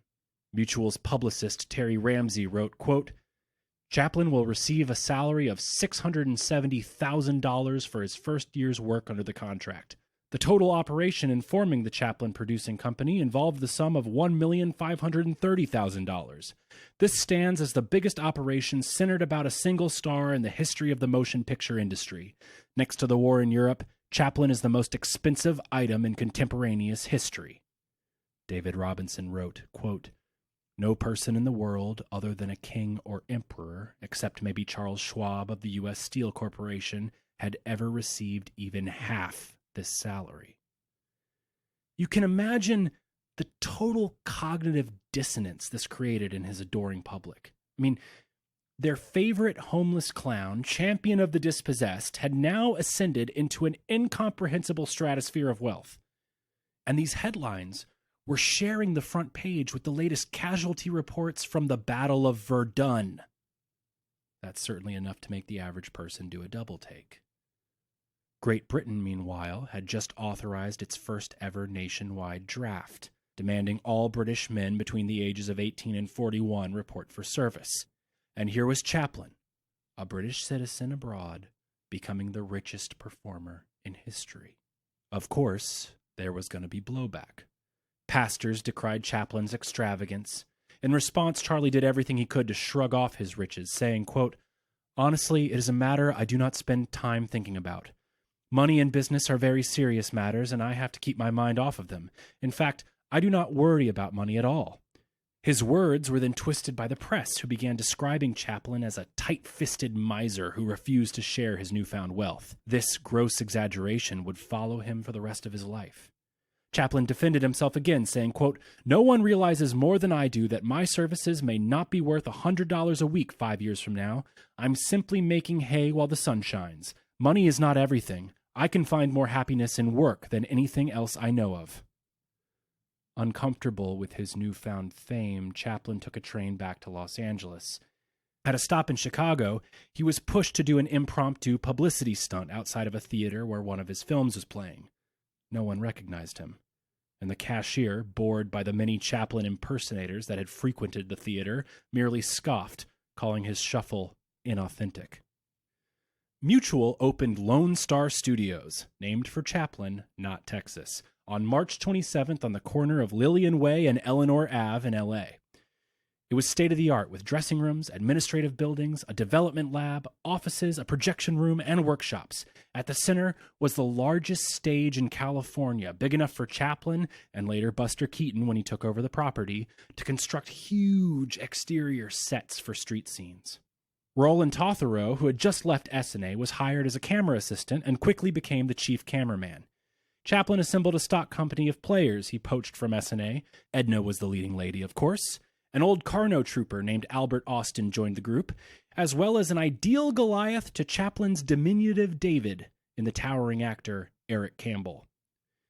Enjoying more freedom, Charlie was able to further develop his improvisational writing style. Roland Totherow remembers, quote, "He didn't have a script at the time, and he never checked whether the scene was in the right place so that continuity was followed. The script would develop as it went along. I would never leave that camera when they were rehearsing. On a typical day, we would shoot from around 8 or 9 in the morning until a few hours after dinner, with a lunch break in between. Lots of his people would stand around and watch. He used to use their reactions to see how his stuff was going over. A lot of times we'd get through a sequence and run it maybe 3 or 4 days later, and he'd figure, no, that's not it, so we can go on to something else. Lots of times, he'd start building sets before he was really set on his story." From May to December of 1916, Charlie completed 8 films, each displaying an increasing proficiency of set pieces and gag construction. There was The Floor Walker, where Charlie worked at a department store. The Fireman, in which the little tramp is, you guessed it, a fireman. There's The Vagabond, a sentimental comedy in which he's a lovelorn street musician. There's 1 a.m., maybe his virtuoso performance as a drunk. There was The Count, which was by far his most elaborate set construction. He built a shop, a kitchen, and an opulent home complete with a ballroom. There was The Pawn Shop, in which every item of the titular shop becomes a tool for his ingenious gag invention. His next film, Behind the Screen, is notable for having one of the most clear examples of homosexuality seen in commercial cinema prior to the 1950s. In the film, Edna is disguised as a man in workman's overalls and a cap. Charlie catches this boy powdering his face. Eric Campbell enters and, having split his pants in a previous scene, asks the boy to help him sew them up. Edna faints and her cap falls off, revealing her hair. She comes to and begs Charlie not to expose her. They kiss just as Campbell re-enters the room, at which point he smiles knowingly and says, "You naughty boys," then does a little fairy dance and exits. In his next film, The Rink, Chaplin displays his incredible skill as a skater, prompting audiences to start to wonder, is there anything he can't do? Chaplin would reflect, quote, Fulfilling the mutual contract, I suppose, was the happiest of my career. I was light and unencumbered, 27 years old, with fabulous prospects and a friendly, glamorous world before me. Within a short time, I would be a millionaire. It all seemed slightly mad. Amidst this profitable creativity, there were some struggles. Back in March or April of 1915, Chaplin had been interviewed by Rose Wilder Lane for the San Francisco Bulletin, which released 29 articles containing Chaplin's supposed life story. Charlie approved these articles. In fact, according to Lane, she even came to Los Angeles for a follow-up interview after the original 29 articles were published. But in 1916, book publishers were scrambling to get a hold of any crumb of Chaplin content they could get their hands on. They decided to combine the articles into a book titled Charlie Chaplin's Own Story. When Chaplin heard the plan, he freaked. He hired a big-shot lawyer and accused Lane of fabricating the whole story. He took them to court and obtained a legal injunction to stop distribution of the book. But a few copies survived and have since been reprinted. I mentioned this in episode 1, but I want to go into it at length because I think it brings up valuable points about both Chaplin, the man, and about biographies in general. Now, when dealing with history, and particularly the history of a beloved icon, we have to wade through uncertainty and uncomfortable truths. Author David Robinson, whose fantastic book, Chaplin, His Life and Art, is the primary source for this podcast, is, for better or worse, undoubtedly pro-Chaplin, both in this case and in future controversies. He believes fully what Charlie's lawyers said, that Rose Wilder Lane is a conniving liar, she lied about her mother's life in Little House on the Prairie, and she lied about Charlie's life here, all to sell newspapers. But is that really true? Rose Wilder Lane was an author, journalist, and libertarian commentator with a career that spanned over 5 decades. She would go on to transcribe and edit the life stories of Henry Ford, Jack London, and Herbert Hoover. All a bunch of racists, but that has nothing to do with the fact that none of them accused her of distorting the facts of their stories. Many scholars have pointed out that certain scenes from this book, Charlie Chaplin's Own Story, are plagiarized from the novel Oliver Twist, most blaming Lane for the plagiarism. But Oliver Twist was Charlie's favorite book, and I think this fact gives away the truth, or at least what I think the truth is about this odd pseudo-biography. I think that whenever Chaplin was faced with adversity, he reverted to the coping skills his mother taught him in the tiny boarding houses of South London. He'd act. Just like he and his mother would look through the window, watching people below, making up stories about their lives, he'd do the same thing for his characters and the same thing about himself. I had a teacher once who'd say, the most important thing you must learn as an actor is having a talent for your talent. Meaning, you have to manage and control your ability to play make-believe so that it doesn't destroy your life. Chaplin, at times, lacked a talent for his talent. I don't think he told these exaggerated stories maliciously. I think he just wanted to put on a good show. And honestly, when I was his age, I would have done the same thing. He was 25 when he gave these interviews. Lord knows when I was 25, everything was a fishing story and the catch just kept getting bigger and bigger. When he realized that people back in London might read his tall tales that were never supposed to leave a San Francisco magazine, he panicked. That's what I believe drove Chaplin to destroy the book and attack Miss Lane's reputation. A real dick move. It's not cool what he did, and he will do many not cool things in the future. Just because he's a good artist doesn't mean he can act with impunity. And like all future subjects on Behind the Slate, it is my hope and what I see as my job to describe their actions and choices in the most honest way possible. Anyway, at the same time as the legal battle, a campaign was growing to discredit Chaplin for his failure to join the British Army. People had discovered a war risk clause in his contract, stipulating that Chaplin shall not leave the U.S. within the life of the contract. This looked pretty bad. After 2 years of war, Britain had just experienced its deadliest day of combat in the nation's history, when 60,000 men perished on the first day of the Battle of the Somme. Why should Charlie get to remain in America making jokes while hundreds of thousands of his countrymen were dying? He began receiving anonymous letters containing the famed white feather of cowardice. There was even a parody song that suggested the Tramp should be shipped off to the ill-fated Gallipoli campaign. The moon shines bright on Charlie Chaplin. His boots are cracking for want of blacking. and his little baggy trousers they want mending before we send him to the Dardanelles. When the moon shines bright on Charlie Chaplin, his boots are cracking for want of blacking, and his little baggy trousers they want mending before we send him to the Dardanelles. Chaplin went into damage control. He claimed to have reported to the British Embassy, but was turned away for being underweight. And in fairness, he did only weigh about 120 pounds soaking wet. Sidney, too, was accused of draft dodging, but he also was given a reprieve. The British government even released a statement defending Chaplin, saying, quote, "Chaplin could volunteer any day he wanted to, but he is of as much use to Great Britain now, making big money and subscribing to war loans as he would be in the trenches." But in another sense, Chaplin was already on the front lines. His films were being shown in tents across France to wounded and recovering soldiers. Some field doctors fervently believed his comedy improved recovery times, referring to the films as, quote, Chaplin miracle cures. In 1915, Jean Renoir was convalescing from a leg wound he received at the front when he fell in love with his first Chaplin film. Writer Alexander Woolcott would say, quote, "Such a bearer of healing laughter the world had never known. It was these extraordinary circumstances that allowed his greatness to shine." In response to the fame and controversy, Chaplin began to change. He no longer allowed employees to watch rehearsals while filming.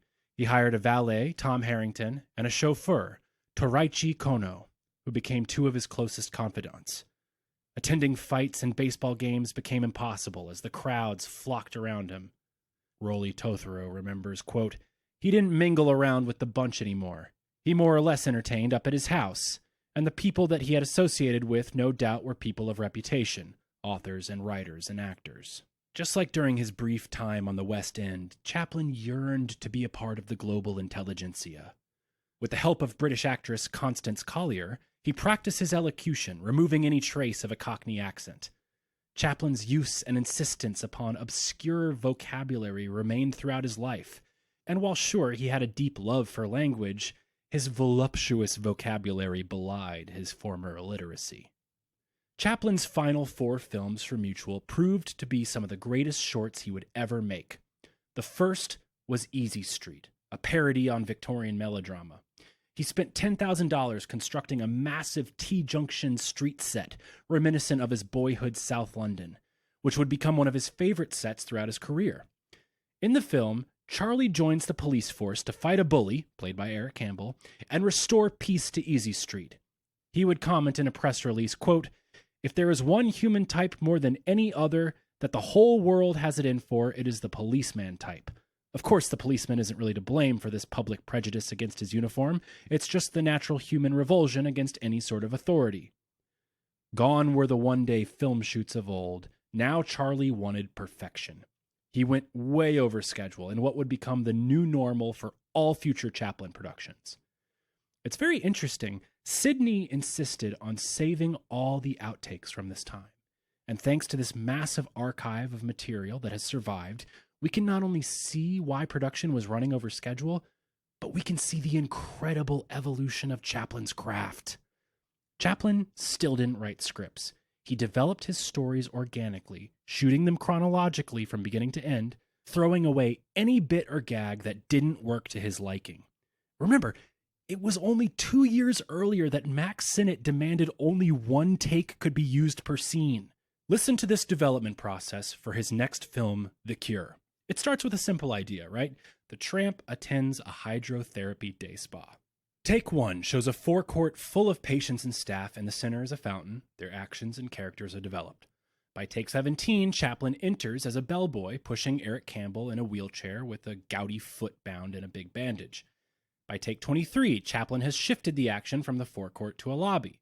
Take 37, he has changed his costume from a bellboy to a spa attendant in a white jacket, and the patient has changed from Campbell to another actor. Now he starts with his first gag. As the lobby becomes overwhelmed with wheelchair traffic, he takes the role of traffic cop, directing the wheelchairs to and fro. Take 77, Now the fountain is a well, and the main patient is a drunk played by John Rand. By take 84, Chaplin can't resist and now has taken over Rand's role as the drunk, completely abandoning his attendant character. He's now decided to center the action around one of his favorite comic set pieces, a revolving door. Okay, take 100. Chaplin has found the story. The drunk tramp has arrived at the day spa and quickly makes an enemy out of the gout-riddled Eric Campbell. He samples the spa amenities, while the spa director orders the staff to dispose of the liquor he brought in his luggage. But, by accident, the liquor is emptied into the spa pool, causing the entire patient population to get drunk. By take 622, Chaplin once again tries to insert the traffic cop gag, but ultimately abandons it as it was out of character for his drunken tramp to ever create order out of chaos. The final take is take 677. Considering he averaged about 20 shots a day, it's clear to see how his productions became increasingly longer. This was totally unheard of in Hollywood at the time, and it really speaks to Chaplin's visionary status. This was a time when most feature films were shot in less than a month. D.W. Griffith refused to take any shot more than once, believing that take 2 was an admission to inadequate rehearsal and error. Any modern filmmaker knows that this iterative development process is now standard practice, only it takes place during the writing portion of development. Look, it takes untold hours and effort to truly craft a compelling story. But in 1916, this was wild. And it honestly makes me a little sad that the modern financial constraints of movie making make this type of improvisational workshopping almost impossible. I mean, maybe Mike Leigh is perhaps the closest filmmaker who uses this style to construct a story, but even now he's having trouble raising funds. Chaplin's next film, The Immigrant. It's a too-real masterpiece. I'm going to briefly go through his development process again because it is wild. The story began as a film about a group of Parisian bohemians. Okay, they're hanging out at a cafe. By take 46, Edna is introduced at a cafe where Charlie shares a plate of beans with her. More than 100 takes later, she's still eating beans. This became the source of a mutual press release, quote, "Continuous diet of beans causes a real gaggin'. Edna Purviance forced to consume this viand and latest Chaplin comedy." As the takes go by, Charlie realizes that his one and only coin has fallen through his pocket and he has no way to pay for the beans. He finds the coin on the floor and hands it to the waiter, who promptly bites it and discovers that it's counterfeit. At some point, a lecherous artist comes over and wants to paint Edna. Charlie chases him away and then steals his change to pay for his food. But this was not enough for a full two-reeler. Looking for a backstory, Charlie decides they needed a boat. And not just any boat, but a passenger ship full of strange and pitiful immigrants. On board, Charlie gets involved with a group of murderous gamblers. At first, they play dice, and then he changes his mind and has them play cards, gives him an opportunity to show off his high-speed shuffling skills. Charlie meets Edna and her sweet-faced old mother. But when the mother is robbed of all her savings while sleeping, Charlie consoles Edna and stuffs her purse with all the money he has won at cards. The cafe scenes are takes 1 through 384. The boat scenes are takes 385 through 730. Now, he rebuilds the cafe set and reshoots the whole scene, with the addition of seeing Edna's handkerchief is edged with black, signifying that she's in mourning. Her mother has died.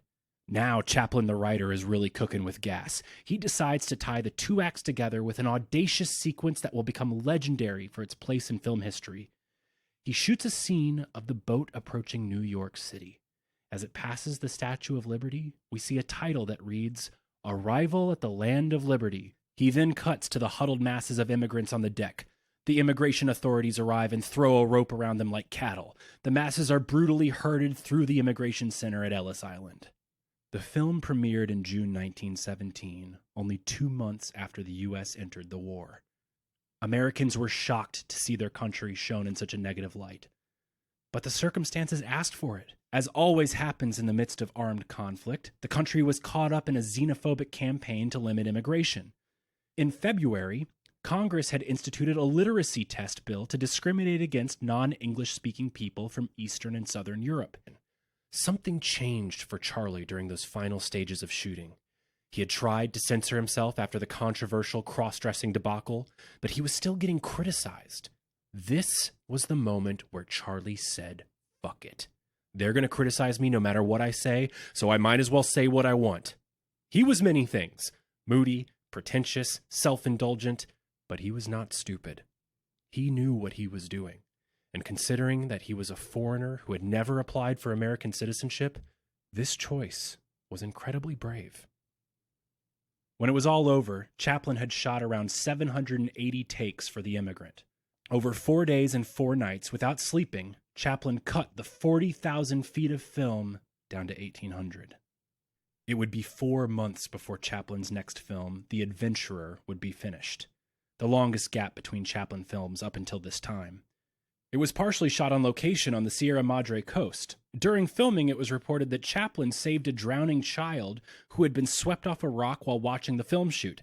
I find this really funny because this might be one of the first examples of a classic Hollywood press tactic. Actor saves innocent bystander. Remember when Ryan Gosling was filmed stopping a fight in the Manhattan streets? Yeah, okay. Charlie continued to expand upon the tension between rich and poor in his comedy, with calculated awareness.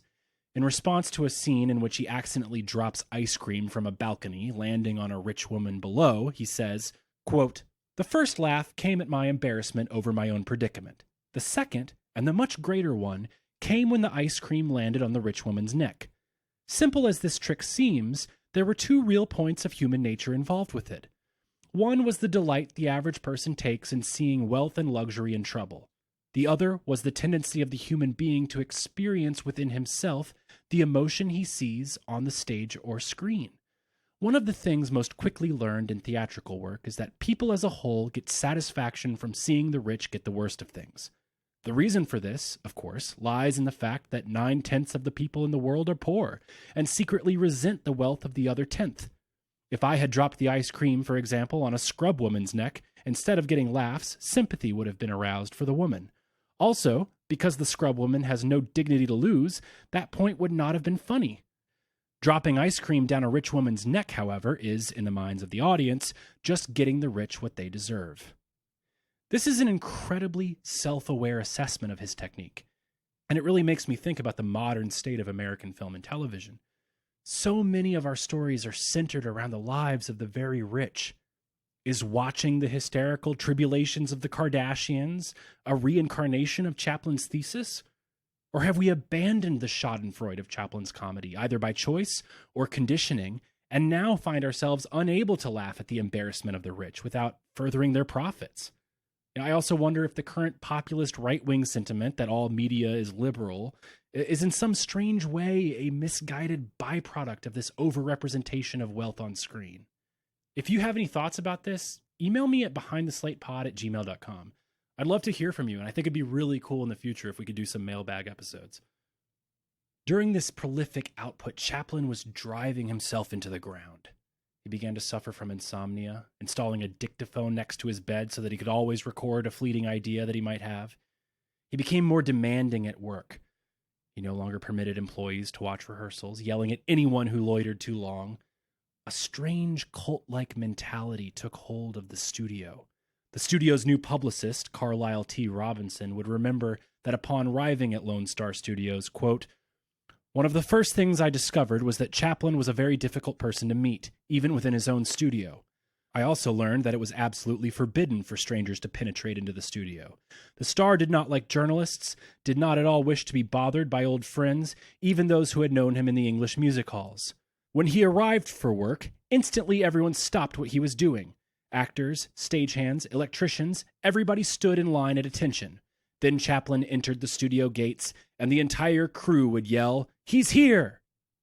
He was also struck by the jealousies, particularly among the men. During a screen test of The Immigrant, he remembers, quote, 'I had a curious impression when I entered the room. From the people scattered around the screening room, there emanated such an absence of friendliness that it verged on hostility.' There were plenty of gripes to go around. Rolly Tothero hated Sid. Quote, 'He was always suspicious someone was going to do something to Charlie. He'd tell him, don't hold your crew too long. Get rid of them before they know too much about you. Because Sid was crooked, he assumed everybody else was.' And while I don't doubt the legitimacy of Tothero's opinion, I can't help but feel this is another clash of cultures. Growing up the way Sid and Charlie did would engender distrust and a certain presumption of crookedness in anyone. Adding to the stress was Chaplin's grueling work schedule and improvisational style. Think about it. Starting each film without a story or script essentially is like him jumping out of an airplane and constructing his parachute mid-flight, knowing that the entire world is watching him do it. Most wanting him to succeed, but also tickled at the thought he might crash and burn. And yet, it was this excitement that propelled him to even greater heights of popularity. Chaplin was no longer a fresh new fad. He had become a singular embodiment of the entire cultural zeitgeist. On May 6, 1916, actress Minnie Maddern Fisk published an article in Harper's Weekly entitled The Art of Charles Chaplin. Quote, "It will surprise members of well-meaning Americans to learn that a constantly increasing body of cultured, artistic people are beginning to regard the young English buffoon Charles Chaplin as an extraordinary artist, as well as a comic genius. Apart from the qualified critics, many thoughtful persons are beginning to analyze the Chaplin performances with a serious desire to discover his secret for making irresistible entertainment out of more or less worthless material. They seek the elusive quality that leaves the lump of the usually pointless burlesques in which he takes part. The critic knows his secret. It is the old familiar secret of inexhaustible imagination governed by the unfailing precision of a perfect technique." And in a follow-up letter she adds, quote, "Charlie Chaplin's is a brave, dauntless philosophy, for no matter what vicissitudes he may have undergone, he squares his shoulders and walks bravely into the future, ignoring his past troubles. Surely he serves as a worthy cause, who makes the world brighter and preaches optimism, and I am a unit of the vast multitude grateful for Charlie Chaplin." Shortly afterward, playwright Harvey O. Higgins, in an article for the New Republic, adds, quote, "And he is a great lesson and encouragement to anyone who loves an art or practices it, for he is an example of how the best can be the most successful, and of how a real talent can triumph over the most appalling limitations put upon its expression, and of how the popular can recognize such a talent without the aid of the pundits of culture, and even in spite of their anathemas." As with all cultural phenomena, there was also strong pushback. Yale magazine blamed Chaplin for the loss of male athleticism somehow. Quote, "It is in the upper classes that the lapses begin to occur, and students equipped for serious competition for varsity teams are too often lured by that growing indoor sport, the motion picture show. We find them lingering with Mr. Chaplin and Easy Street." Church leaders declared him a moral menace, appealing only to the lowbrow humor of commoners. And yet Chaplinitis kept spreading. Throughout 1917, magazine writers complained that the popular costume balls of the day were ruined when the majority of men came dressed as Charlie Chaplin. In February of that year, a man dressed as Chaplin held up a bank in Cincinnati. On November 12, 1916, an unexplained and mysterious example of mass hysteria swept across the United States. On that day, over 800 hotels reported people calling and paging for Mr. Charles Chaplin, while in hundreds of small towns, people were waiting at train stations expecting Chaplin to disembark. An article from Memphis, Tennessee reported on little boys worshiping their newfound screen idol. Quote, "Their voices speak to Chaplin like he had for years been a companion in arms. It is interesting to hear the conversation carried on with Charlie at some of the suburban picture theaters. The boys called him and expressed their approval over certain things that he does and their disapproval of things that he does not do. They bid him good night, as though he was present in person." This whole thing was like an even more extreme version of when Heath Ledger's Joker appeared in 2008. I think there's actually some really fascinating parallels between the Joker, which continues to dominate popular culture to this day, and Chaplin's Tramp. Think about it. Both are anarchic clowns causing chaos for the elites of the world. They represent the alienated, dispossessed people of modernity. They both came to prominence during times of extreme global upheaval. Chaplin in the midst of World War I, as mass media in the form of film was taking over the world, and the Joker, from The Dark Knight at least, during the financial crisis, as social media was taking over the internet and society as we know it. Again, if you have any thoughts on this comparison, I'd love to hear them. Email me, behindtheslatepod@gmail.com. Now, in the midst of this unprecedented surge of popularity, imitators began to flourish. Even his old Carno colleague Stan Laurel had a brief foray as a Chaplin impersonator before teaming up with Oliver Hardy. Perhaps this is why, despite being roommates for over 2 years on tour, Chaplin completely omits Laurel from his autobiography. Comedian Harold Lloyd ripped off Chaplin with his character Lonesome Luke. He made over 60 shorts before criticism of his imitation forced him to change his costume. It was the right choice. Within a few years, he became a household name and multimillionaire. Others didn't give up so easily. There was the Russian-born Billy West, who impersonated Chaplin in 51 two-reelers of his own. His commitment to Chaplin was so thorough that he taught himself how to play the violin left-handed. There was also an old Carno colleague, Billy Ritchie, who claimed that he was the originator of the Tramp character. Unfortunately, he teamed up with the director and former Chaplin nemesis Harry Lerman to make Chaplin imitation films. This partnership proved ill-fated when Ritchie was attacked and killed by an ostrich during filming. Suicide Lerman refused to provide royalties to Ritchie's widow and young daughter. Perhaps out of sympathy for him, or just hatred of Lerman, Chaplin hired his widow to work as a well-paid costumer at Chaplin Studios. Lerman! The Chaplin filed suit against a number of his imitators in what was a seminal case of modern motion picture copyright. Things were tense off set as well. During production of The Adventurer, Charlie's favorite antagonist, actor Eric Campbell, had one of the worst strings of bad luck I've ever heard. It began when his wife died. Then, while traveling to make funeral arrangements, he and his daughter were injured in a car accident. Less than 3 weeks later, Campbell met another woman named Pearl and after a 5-day courtship, married her. Within 2 weeks, Pearl was suing him for a divorce, to which Campbell went out driving with 2 unknown women when his car collided with another vehicle at the corner of Wilshire and Vermont and he was killed instantly. He was 37 years old. At this time, Edna and Charlie began to drift apart. They had conducted their romance with the utmost discretion, but most likely in response to his neglect and workaholic behavior, Edna had an affair with another man, an up-and-coming actor named Thomas Meighan. When Charlie found out, the most fulfilling relationship of his early life came to an end, and although they continued to work together for many years, they would never again find the romance they once had. With the release of The Adventurer in October 1917, Chaplin had concluded his contract with Mutual. They ended amicably, with Mutual offering $1 million for 8 more shorts, but Chaplin refused, wanting even more freedom for his process. Chaplin was back on the market, and the burgeoning film industry was at a crossroads. War has always been a driver of innovation, and over the previous 3 years, the film industry had undergone a revolution. The dirty little Nickelodeons were fast becoming grand cinemas filled with plush chairs and fine furnishings, and the ever-increasing profits were attracting bigger and bigger sharks. Adolf Zukor immigrated to the U.S. from Hungary the year before Chaplin was born. He was a fur trader who became rich by inventing a patent clip for fox furs. He entered the Nickelodeon business around the turn of the century, and in the early 1910s he produced and distributed some of the first feature films through his Famous Players Film Company.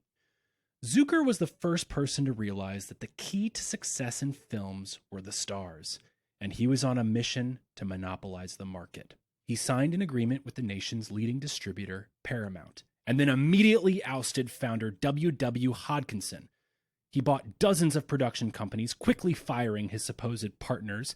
He signed megastars Mary Pickford and Fatty Arbuckle, among many others, then bought 135 theaters across the American South, turning Paramount into the first film conglomerate that controlled production, distribution, and exhibition, allowing him to charge huge rental rates for Paramount films in independent theaters. A group of exhibitors decided to fight Paramount and created an organization to buy, make, and distribute their own pictures. In April 1917, they created the first national exhibitors circuit. All they needed was a superstar. I'll spare you the legal mumbo-jumbo of the contract. Basically, Chaplin got $1.2 million to make 8 two-reelers. He also got 50% of the box office and was to act as his own producer, spending his own money on production. Chaplin declared, quote, "The day of sausage pictures is over. I shall never again bind myself to the making of two-reel comedies. You must have a story, and it's got to be a clear story. Otherwise, quite naturally, the public doesn't get it." Charlie bought a 5-acre lot on the corner of Sunset Boulevard and La Brea Avenue in Los Angeles. There was a 10-room colonial-style home on the property, which became Sidney's residence. They designed the exterior facing offices to look like a row of English cottages. Inside laid a beautiful campus filled with lawns, gardens, a swimming pool, and a state-of-the-art stage with a new diffusing system. And over 100 years later, the studio still stands. Since 2000, it has served as the home of the Jim Henson Company. But if you visit, you can still see a painted version of Charlie peeking out from one of the cottage doors. Chaplin was so proud. He wanted to share this vision of filmmaking with the world and decided to open the new studio to visitors. Almost immediately, 2 people were found hiding in the studio. They'd been there for days and had stolen set designs, character descriptions, and production notes. Thereafter, only pre-vetted members of the elite and intelligentsia were granted permission into the secretive studio. And this just breaks my heart because it's one of those times where Chaplin is really trying to do the right thing and he just gets burned for it. In January 1918, a mere 3 months after leaving Mutual, Chaplin began production on what French critic Louis Deluc would call cinema's first total work of art. Of course, I'm talking about A Dog's Life.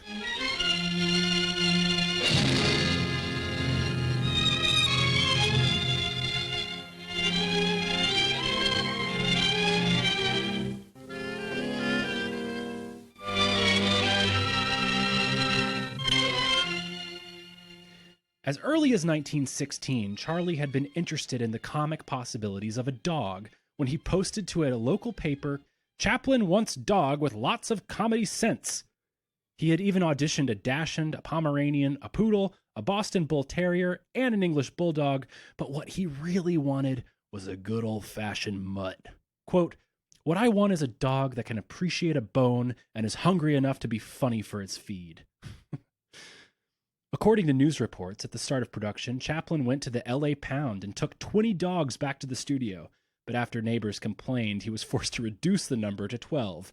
Eventually, he settled on a little mongrel affectionately named Mutt. He rebuilt the T-shaped street from Easy Street and set to work.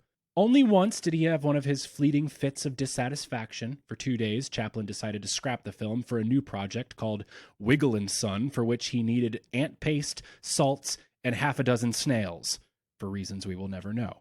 Fortunately, he changed his mind and returned to work on A Dog's Life. I won't go into the plot details here because this is one you should really just watch.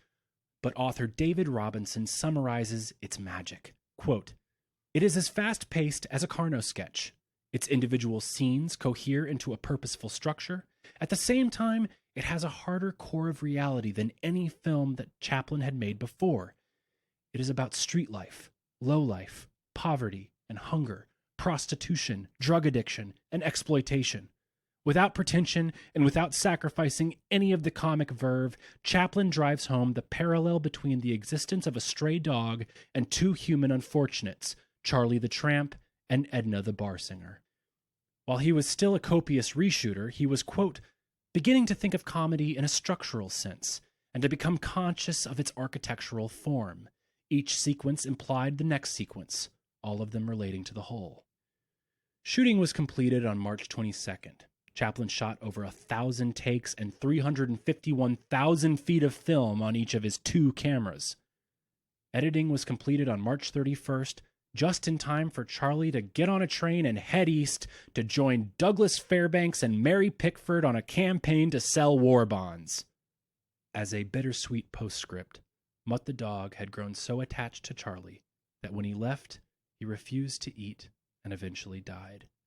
He was buried at the studio with the epitaph, "Mutt died April 29th, a broken heart." Chaplin had first been introduced to Douglas Fairbanks in 1916 by the social butterfly Constance Collier. Fairbanks was born in Colorado in 1883 to a broken home, and he was a natural actor. He had started doing local theater as a kid and eventually made it to Broadway in the early 1900s. After marrying the daughter of a wealthy industrialist, he moved to Los Angeles in 1915, where he worked with, you guessed it, D.W. Griffith. He was known for his athletic abilities and physique. He even released, and stop me if this sounds familiar to your modern ears, a self-help book titled Laugh and live, extolling the power of positive thinking. It's just, God, people just repeat themselves over and over again. Chaplin wrote of Fairbanks, quote, "The spirit of his pictures, their optimism and infallibility were very much the American taste, and indeed the taste of the whole world. He generously praises other people's talent and was modest about his own." Fairbanks eventually signed with Paramount, where he met the biggest star in Hollywood, Mary Pickford. The two immediately started having an affair. Fairbanks and Chaplin had also developed a deep friendship. Chaplin would spend many days riding horses around Doug's Beverly Hills ranch. Fairbanks was the first movie star to live in Beverly Hills, which at the time was nothing more than an abandoned real estate development. Just before Charlie died, he said that Fairbanks had been the only really close friend he ever knew. In the spring of 1918, Charlie, Douglas, and Mary were now engaged on the third Liberty Bond campaign to raise money for the war effort.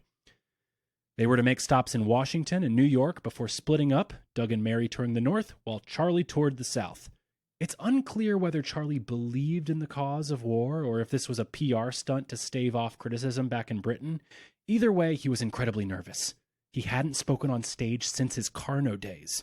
When they arrived in D.C., the three biggest stars in Hollywood were led into a football stadium filled with thousands of people. Once on stage, Chaplin quickly found his voice. He became so enthusiastic and carried away as he spoke to the crowd that he actually tripped and fell off the side of the stage, landing on the young Assistant Secretary of the Navy, Franklin Delano Roosevelt. Next, the trio went to New York and spoke on the steps of the New York Stock Exchange to a crowd of 30,000 people. Chaplin made an impassioned plea for the American cause of defeating the Germans, but the crowd mostly went crazy when Fairbanks picked Chaplin up onto his shoulders. Really, look at the pictures of this event. It is hard to describe the sea of people packed into Lower Manhattan. Whether he went into this endeavor as a believer in the cause or not, his mood quickly turned melodramatic. Quote, "New York was depressing. The ogre of militarism was everywhere. There was no escape from it. America was cast into a matrix of obedience, and every thought was secondary to the religion of war. The false buoyancy of military bands along the gloomy canyon of Madison Avenue was also depressing, as I heard from the 12th story window of my hotel, crawling along their way to the Battery to embark overseas." It's hard to say where this pacifist sentiment came from. Perhaps it was being passed around the circles of left-leaning intelligentsia in which Chaplin was now immersed. He would continue to profess this hatred of violence throughout his life, along with an increasing involvement in far-left politics. After a few stops across the South, Charlie returned to L.A. to find his exasperated studio manager quitting. No matter, Sidney had already found a replacement, the old manager of Chaplin's U.S. Carno tours, Alf Reeves. Inspired by the Liberty Bond tour, Chaplin immediately set to work on a new controversial idea. After years of being labeled as a coward, the little tramp was going to war. Cecil B. DeMille warned Chaplin that the idea was too dangerous. He didn't listen. The film that would eventually be titled Shoulder Arms was originally designed to be in 3 acts. It would show the tramp at home, at the recruiting office, and then in the trenches of the Western Front. As usual, Charlie shot in sequence, but after a month, he decided to scrap everything he shot. The film uses one of Charlie's favorite devices from his old Carno days, a dream. In the finished film, the tramp is a new soldier on the front. After struggling through basic training, he goes to sleep in his tent, where he dreams he is in the trenches, sent on a special mission to save a damsel in distress, and eventually capturing the Kaiser himself, only to wake back up in his tent. The film is filled with war-specific gags, such as when Charlie uses a passing sniper bullet to light his cigarette, or when he tries to sleep in his trench dugout only to have it fill with water, or when he disguises himself as a tree to get across no man's land, only to have a group of German soldiers set up camp and attempt to chop him down for firewood. It's also filled with deep pathos of war. In one scene, Charlie doesn't get any letters from home, so he reads over the shoulder of another private, pretending it was his own family writing to him. To this day, the trench sets in his film are some of the most realistic and well-researched you will ever see. Shoulder Arms premiered on October 20th, 1918. 3 weeks later, the armistice was declared, and for the first time in 4 years, the guns fell silent on the Western Front. In the exuberance of the post-war celebration, the film became a box office smash. Veterans applauded it for its realistic sets and action. The press was blown away by Chaplin's tragicomic dexterity to poke fun at the absurdity of war. In many ways, the film was a culmination of everything he had done. Never before had people seen comedy and tragedy so perfectly balanced, nor had they been given permission to laugh at the unspeakable horror they had just lived through. But beneath the joyful cries of victory, people began to whisper. There was a rumor going around that the great Charlie Chaplin had impregnated and secretly married a 17-year-old actress named Mildred Harris. And cut. On the next episode, Chaplin's personal life becomes the source of public scandal as his professional ambitions turn to feature films and even greater artistic heights. Behind the Slate is an official podcast of the Arroyo Film Club. If you like the episode that you heard today, please subscribe, rate, review, hit us with the 5 stars. It really helps us out. If you have any questions, comments, or you just want to say hi, please shoot me an email at behindtheslatepod@gmail.com. That's behindtheslatepod@gmail.com. I would absolutely love to hear from you. You can follow me on Instagram at strandedonstage. And until next time, that's a wrap. To the Dardanelles.